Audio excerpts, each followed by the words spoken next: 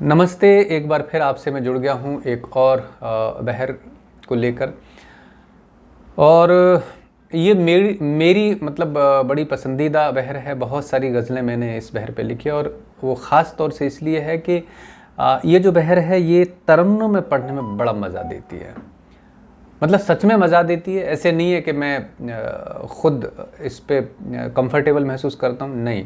बहुत मुश्किल बहर है और इतनी मुश्किल है कि मैं अभी भी कई बार इसमें गलती कर जाता हूँ। तो मुझे हर गज़ल जो इस बहर में मैं लिखता हूँ वो मुझे कई बार चेक करनी पड़ती है और उसके बाद भी पता चलता है कि कहीं किसी शेर में कोई मिस्टेक रह गई है। तो इस वजह से मुझे बार बार मतलब वो गज़ल चेक करनी पड़ती है। इतनी ज़्यादा टिपिकल, और टिपिकल ऐसे नहीं है, टिपिकल इसलिए है कि और कई बहरें हैं जो इसके समकक्ष हैं, उतनी ही मात्राएं हैं, वैसे ही कुछ आसपास के रुक्न हैं। तो कहीं कन्फ्यूज़न थोड़ा सा रह जाता है, उसमें पता नहीं चलता कि कौन सा रुक्न कब कहाँ किस दूसरी बहर का घुस गया है उसमें, और वो थोड़ा मामला जो है पूरा डिस्टर्ब हो जाता है। तो चलिए इस बहर के एक दो मतलब पहले मैं इसको तरन्नुम में सुनाता हूँ आपको एक दो शेर, और उसके बाद फिर इसको तहत में पढ़ के फिर हम इस पे आगे बात करेंगे। धुंधला गया हूँ दूर के मंजर में जाके मैं, धुंधला गया हूँ दूर के मंजर में जाके मैं, पछता रहा हूँ शहर से कस्बे में जाके मैं। अब उस कली पे सिर्फ मेरा हक है दोस्तों, अब उस कली पे सिर्फ मेरा हक है दोस्तों। लौटा हूँ हाथ पेड़ को पहले लगा के मैं, लौटा हूँ हाथ पेड़ को पहले लगा के मैं, धुंधला गया हूँ दूर के मंजर में जाके मैं। अब इसको तहत में शायर हैं पाकिस्तान के नादिर अरीज़ की गज़ल है। और हालांकि पूरी गज़ल सुनानी ज़रूरी नहीं है, मेरा मकसद है सिर्फ आपको बहर के विषय में बताना। तो इसकी जो बहर है वो है मफ़ऊल फ़ायलात मफ़ाइल फ़ायलुन। बिल्कुल चारों जो मतलब रुकन हैं वो अलग अलग हैं। मफ़ूल फ़ायलात मफ़ाइल फ़ायलुन। अब आपको कुछ अजीब सा लगेगा पहली बार अगर आप सुन रहे हैं इन सारी चीज़ों को। मतलब चूँकि नाम जो है अरबी, आई थिंक अरबी या फ़ारसी भाषा से ये पूरा जो आया है कॉन्सेप्ट, ये वहाँ के फॉर्मेट हैं, तो नाम भी उसी तरीके के हैं। तो आपको थोड़े से अजीब भी लग सकते हैं, लेकिन हैं तो हैं। आप चाहें तो लिख सकते हैं मफ़ऊल फ़ायलात मफ़ाइल फ़ायलुन, इस तरीके से। अब इसको थोड़ा सा समझा देता हूँ मैं। मफ़ऊल में क्या होता है? मफ़ऊल, ये 5 मात्रिक एक रुक्न होता है। उसके बाद है फ़ायलात। अब ये फ़ायलात में क्या है? फ़ा 2 हरफी या 1 हरफी, लात फिर ये 2 हरफी और 1 हरफी, यानी टोटल 6 हरफी हो जाता है फ़ायलात। उसके बाद मफ़ाइल में 1 हरफी, फ़ा 2 हरफी, ई 2 हरफी और ल 1 हरफी, ये भी 6 हरफी एक रुकन हो जाता है। और आखिर में बचता है फ़ायलुन। ये बिल्कुल सीधा सीधा एक रुकन है जो हमारी बेसिक बहरें हैं उनमें से लिया गया है। फ़ायलुन ये 5 हरफी होता है। तो अब मफ़ऊल फ़ायलात मफ़ाइल फ़ायलुन, अब इसमें टोटल मिला के 6 हरफी 2 रुकन हैं और 5 हरफी 2 हैं। दोनों मिला के 6 12 5 10, यानी 22 मात्रा का एक फॉर्मेट बन जाता है। अब इसको थोड़ा सा समझेंगे कैसे, बहुत संक्षिप्त में मैं बता देता हूँ। मफ़ऊल, अब मफ़ के जो वज़न को कैरी करता है वो करता है धुंध, मफ़। ऊ के वज़न को कैरी करता है ला, मफ़ऊ इस टोटल वज़न को कैरी करता है धुंध ला।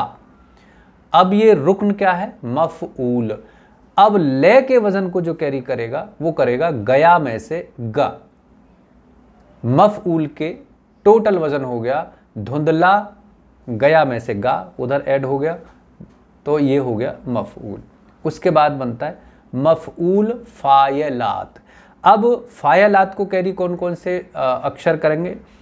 गया में से गा, फा के वजन को कैरी करेगा, ये के वजन को करेगा हूं, गया हूं, और ला के वजन को करेगा दू, दू गुरु मात्रा में है, ये याद रखिएगा, दे उ, दू, और उसके बाद रे के वजन को करेगा ता, फायलात। ये पूरा रुकन यहां पर कंप्लीट हो गया, यानी मफऊल फायलात, धुंधला गया हूं दूर, ये यहां पे मफऊल फायलात दोनों रुकन कंप्लीट हो गए। अब उसके बाद रुकन आता है मफाइल।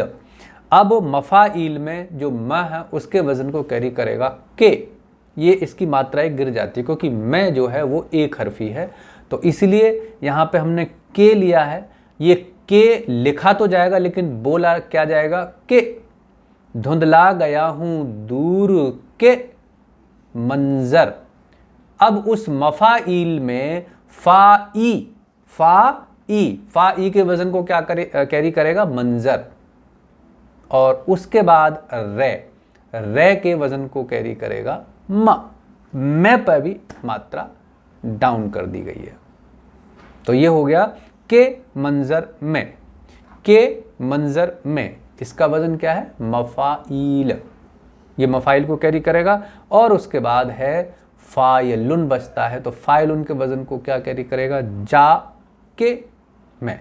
यानी लगभग क्या कन्फर्म 3 जगह यहां पर मात्राएं गिराई गई हैं। कहां पे? हूं, के, मैं, के, 4 जगह। पहली जो सबसे पहले गिरी है वो हूं की गिरी है, उसके बाद के की गिरी है, उसके बाद मैं की गिरी है, और उसके बाद फिर के की गिरी है। यानी एक लाइन में 4 जगह मात्राएं गिराई गई हैं। तो इस चीज़ को भी समझ लीजिएगा कि मात्राओं जो गिराने का कॉन्सेप्ट है उसमें कई बार प्रश्न पूछते हैं मेरे से कि भाई कितनी बार मात्रा गिरा सकते हैं। तो ऐसा कोई नियम नहीं है, कितनी भी बार गिरा सकते हैं जहां उपयुक्त लगे। इसमें 4 जगह गिराई गई है, 5 जगह भी गिराई जा सकती थी, और बड़ी बहर है तो 6 जगह भी गिराई जा सकती थी, लेकिन उसके अलग नियम है गिराने के, वो किसी एपिसोड में हम बात करेंगे। तो इसी तरीके से पूरी जो बहर को आप कैरी कर सकते हैं, उस पर काम कर सकते हैं। अब सवाल ये पैदा होता है कि भाई बहुत सारी चीज़ें हैं जो नहीं समझ में आ रही हैं, तो फिर उसके लिए एक रास्ता ये है कि आप एक हमारा ऐप है कविता की पाठशाला के नाम से, उस ऐप पे जाके जुड़ सकते हैं। प्ले स्टोर पे आप कविता की पाठशाला लिखेंगे तो वहाँ पे जाके आप को वो ऐप मिल जाएगा, और उसके बाद उसके साथ आप जुड़ सकते हैं। तो उसको देखिए कविता की पाठशाला ऐप को, और उसमें 22 एपिसोड के माध्यम से हमने एक ई बुक की शक्ल में वो है, और 22 एपिसोड में सभी बहरों के विषय में और जो हिंदी के भी फॉर्मेट है उनके विषय में बहुत सारी चीज़ें बताई गई हैं। तो आप उसको एक बार इनरोल कीजिए, और मैक्सिमम चीज़ें उसमें आपको मिलेंगी कविता से संबंधित, जो बेसिक कॉन्सेप्ट है पोइट्री के। सच में अगर आप लिखना चाहते हैं बहर में, वज़न में, मीटर में, तो ये ऐप आपके लिए। जुड़िए उस ऐप से। चलिए आज इतना ही, नेक्स्ट वीडियो में फिर हम किसी विषय पे बात करेंगे। तब तक के लिए नमस्ते।